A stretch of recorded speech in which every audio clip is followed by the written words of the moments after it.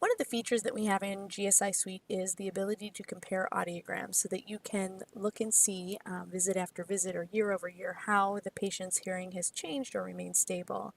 In order to compare audiograms, first you must load a patient that has a number of different sessions. So you can see here my patient has been back around 11 times. And I'm pretty sure I didn't do audiometry every single time, but when I do have more than one audiogram, here in this left area is an active window called Compare Audiograms.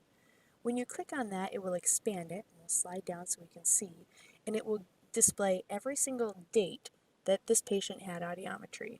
So what I can do then is I can actually select the audiograms that I want to include in my comparison. So maybe I want to select this one. And so as soon as I select that one, you can see that I have two things. Number one, this is the highlighted audiogram date in my little tree over here. And number two, I have an additional audiogram and it is the colored one. So if I wanted to look at today's date or whatever, the more recent date, I would select that one. It turns blue in the column, and then that is the colored one that is in my actual audiogram. And I can select more than one of the, or more than two or three. So I just continue to select the audiograms that I want to add to my comparison, and again, the one that is in color is the one that's selected and the date is over here.